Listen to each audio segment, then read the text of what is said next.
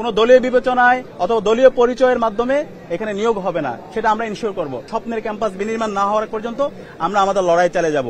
ইতিমধ্যে আমরা একটি অ্যাপ ডেভেলপ করেছি, বাস ট্র্যাকার অ্যাপ। সেই অ্যাপের মাধ্যমে বাসের লাইভ লোকেশন জানা যাবে। ইনশাআল্লাহ আমরা 9 তারিখের পরে এই অ্যাপস নিয়ে আসবো এবং এই শিক্ষার্থীরা এই অ্যাপস এর মাধ্যমে বাসের পজিশনগুলো জানতে পারবে। তো শিক্ষার্থী বান্ধব, ছাত্র বান্ধব আমাদের যে কাজ, সে কাজ আমরা প্রতিনিয়ত করে যাচ্ছি এবং একই সাথে আমাদের মূল উদ্দেশ্য হচ্ছে ঢাকা বিশ্ববিদ্যালয়কে একটি পূর্ণাঙ্গ একাডেমিক ইনস্টিটিউট বানানো, শিক্ষার পরিবেশ এনশিওর করা এবং গবেষণায় বাজেট বাড়ানো, লাইব্রেরি ফ্যাসিলিটিস এনশিওর করা এবং আমাদের যে বিশ্ববিদ্যালয়ের নিয়োগ প্রক্রিয়া সেটাকে ট্রান্সপারেন্ট করা। এখানে নিয়োগ হবে বিশ্ববিদ্যালয়ে মেরিটোক্রেসির ভিত্তিতে, কোনো দলীয় বিবেচনায় অথবা দলীয় পরিচয়ের মাধ্যমে এখানে নিয়োগ হবে না, সেটা আমরা ইনশিওর করব। এবং আমাদের যে একাডেমিক মেইল আছে, সে একাডেমিক মেইলকে আমরা একটা রিসোর্স হিসাবে আমরা ইউজ করব। একাডেমিক মেইলের মাধ্যমে একজন শিক্ষার্থী হলে বসে তার ভর্তির কাজ করতে পারবে, তার পেমেন্টের কাজ করতে পারবে, দেশীয় এবং আন্তর্জাতিক যে জার্নালগুলো আছে সেই জার্নালের অ্যাক্সেস পাবে। তো সেই ধরনের একটা একাডেমিক ইনস্টিটিউট বিনির্মাণ না হওয়ার আগ পর্যন্ত এবং নিরাপদ ক্যাম্পাস বিনির্মাণ না হওয়ার আগ পর্যন্ত আমরা থামবো না।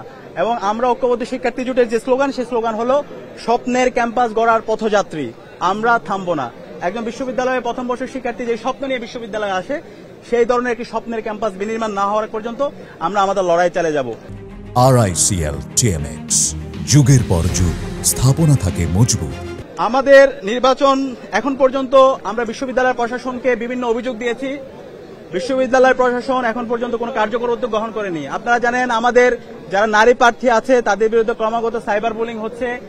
সাবিকুন নাহার তামান্নার ছবি বিকৃত করা হয়েছিল, আমরা লিখিত অভিযোগ দিয়েছি, কিন্তু এখন পর্যন্ত বিশ্ববিদ্যালয় প্রশাসন কোনো ধরনের কার্যকর উদ্যোগ গ্রহণ করেনি। এবং আমাদের অন্যান্য যে নারী প্রার্থীরা আছে তাদের বিরুদ্ধে ক্রমাগত স্ল্যাট শেমিং এবং সাইবার বুলিং হচ্ছে। আমরা বিশ্ববিদ্যালয় প্রশাসনকে অনুরোধ করব, যারা এই ধরনের হ্যারাসমেন্টের সাথে জড়িত আছে, তারা কালপ্রিট, তাদের বিরুদ্ধে আমাদের জিরো টলারেন্স নীতি আমরা ঘোষণা করেছি। তাদের বিরুদ্ধে দৃষ্টান্তমূলক বিচারের আওতায় তাদেরকে নিয়ে আসতে হবে।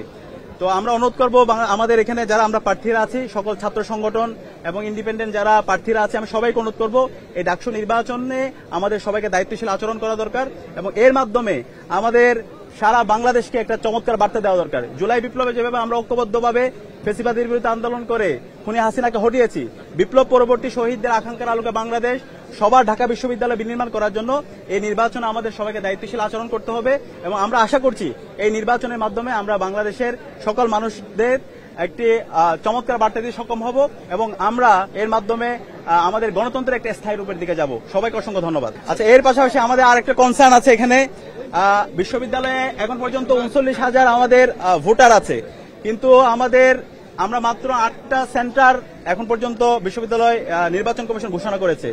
যে পরিমাণ ভোটার, এবং আমরা আশা করছি এবার সর্বোচ্চ সংখ্যক ভোটাররা ভোট দিতে আসবে এবং শিক্ষার্থীদের মধ্যে আমরা উৎসাহ দেখতে পাচ্ছি, কিন্তু যে পরিমাণ ভোট কেন্দ্র, সেখানে কতটুকু ভোট কাস্ট করতে পারবে সেটা নিয়ে আমরা সন্দিহানে আছি। যদি আমরা বলি আমাদের সায়েন্স ফ্যাকাল্টি 3টা হল, FS হল, শহীদুল্লাহ হল এবং 21 হল, এই 3টা হলের সেন্টার হল করা হয়েছে কার্জন হলে। সেখানে প্রায় 5,500 শিক্ষার্থী একত্রিত হবে। তো 5,500 শিক্ষার্থী, একজন শিক্ষার্থী 41টা করে ভোট দিবে। তো এই অবস্থায় সেখানে যদি আমরা শতভাগ ভোট কাস্টিং করতে চাই এবং যে সময় ফ্রেম আছে এবং যে জায়গা আছে সেই অনুযায়ী শিক্ষার্থীরা কতটুকু ভোট সুস্থতার সাথে দিতে পারবে সে নিয়ে আমরা আশঙ্কা অনুভব করছি। তো আমরা বিশ্ববিদ্যালয় প্রশাসনকে অনুরোধ জানিয়েছি আরো যেন তারা সেন্টার বাড়াইতে পারে এবং একই সাথে শিক্ষার্থীরা যেন সুস্থভাবে ভোট দিতে পারে, সেজন্য একটি ফ্রি ফেয়ার ক্যাটেগরি ইলেকশনের জন্য একটা লেভেল প্লেইং ফিল্ড ইনশিওর করে সে উদাত্ত আহ্বান আমরা বিশ্ববিদ্যালয় প্রশাসনকে জানিয়েছি। সবাইকে অসংখ্য ধন্যবাদ।